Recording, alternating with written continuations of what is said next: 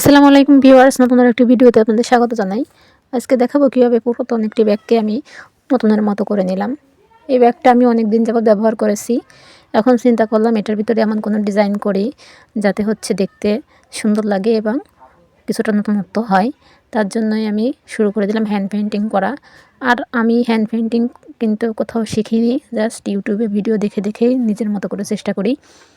আর এই hand painting করার জন্য আমি নিয়েছি অ্যাক্রিলিক কালারগুলো। ওইগুলোই আমার কাছে ছিল, সেটা দিয়ে আমি কাজটা করব আর কি। এই দেখেন প্রথমে ব্যাগটা কেমন ছিল, পরবর্তীতে কাজ করার পরে ব্যাগের কালারটা অন্যরকম হয়ে গেছে। আর এটা যেহেতু কুসুম কালার বা হলুদ হলুদ টাইপের একটি ব্যাগ, তো চিন্তা করলাম এটার সাথে হলুদ আর সাদা কাঠগোলাপটাই খুব বেশি মানাবে। তার জন্য আমি সেই ফুলটাই করেছি। কালার কম্বিনেশনটাও দারুণ লাগতেছিল আমার কাছে। চলুন আমি কাজটা কীভাবে করেছি আপনাদেরকে দেখানোর চেষ্টা করি। এই প্রথম ব্যাগ, আর পরবর্তীতে কাজ করার পরে ব্যাগের চেহারাটা দেখেন একেবারে পাল্টে গেছে। আমি হ্যান্ড পেইন্টিংয়ের জন্য এই যে অ্যাক্রিলিক কালারগুলো ব্যবহার করব। এটা আমি দারাজ থেকে অর্ডার করে কিনেছিলাম। কালারগুলো খুবই ভালো ছিল। এই যে এখানে বিশেষ করে হলুদ, সাদা এবং সবুজ, এই তিনটা কালারই ব্যবহার হবে। চলেন কীভাবে আমি কাজটা করেছি এটা দেখে আসি। আমি যেহেতু সাদা এবং হলুদ যে কাঠগোলাপটা হয় সেটা চয়েস করেছি, এর জন্য আগে প্রথমেই আমার ডিজাইন অনুযায়ী এখানে সাদা পেন্সিল বা অন্য কোনো কালার দিয়ে জাস্ট একটু ডেমোটা এঁকে নিতে হবে। তাহলে হবে কি, ফুলগুলো ডিজাইন অনুযায়ী হবে। আর আমি আমার মন মতো করে ডিজাইনটা করেছি, দেখতে অসম্ভব রকমের সুন্দর হয়েছিল।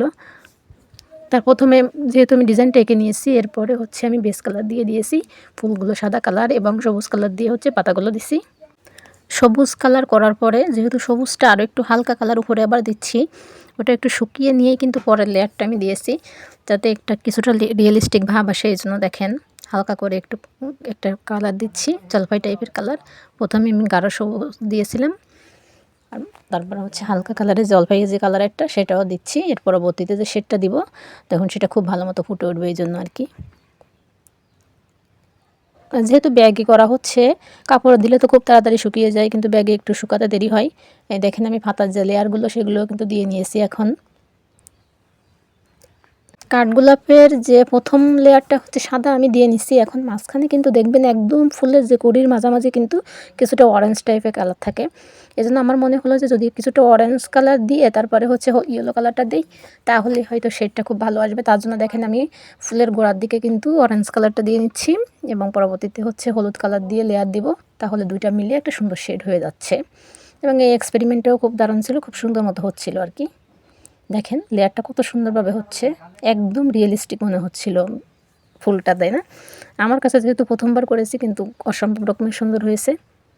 প্রথমে গোড়ার দিকে কিছুটা কমলা কালার দিয়ে পরবর্তীতে যখন ইয়েলো কালারটা দিয়ে একটু ব্লেন্ড করে দিচ্ছিলাম, তখন খুব সুন্দর মতো একেবারে বাস্তবিকভাবে যে কাঠগোলাপটা হয় তার একটা সুন্দর একটা লুক দেখা যাচ্ছিল। আর যেহেতু এটা ব্যাগ, রেক্সিন টাইপের কাপড় বা চামড়া টাইপের, তার জন্য কি এর উপরে আপনার যখন রং দিয়ে আমি ব্রাশ দিয়ে টানতেছি খুব ইজিলি রংটা লাগতেছিল। কিন্তু কাপড়ে যেহেতু খুব তাড়াতাড়ি শুকিয়ে যায়, এটা একটু শুকাতে সময় লাগে। কিছুক্ষণ একদম সুন্দর মতো শুকিয়ে নিয়ে তারপরে ব্যবহার করা যায় আর কি।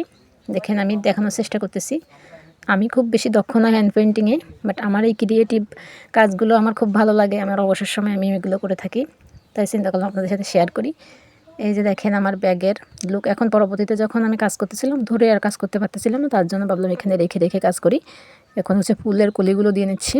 ফুলের কড়িগুলো দেওয়ার সময় প্রথমে তো কালারগুলো করেছি, এখন মনে হলো যেখানে কিছুটা অরেঞ্জ কালারের একটু শেপটা দিয়ে দেই, পরবর্তীতে ব্লেন্ড করে। দেখেন আমি ফুলের কড়িগুলোও দিয়ে নিয়েছি। আর কিন্তু একদম আমার কাছে মনে হচ্ছিল যেন এই ডিজাইনটা এই ব্যাগের জন্য একেবারে পারফেক্ট।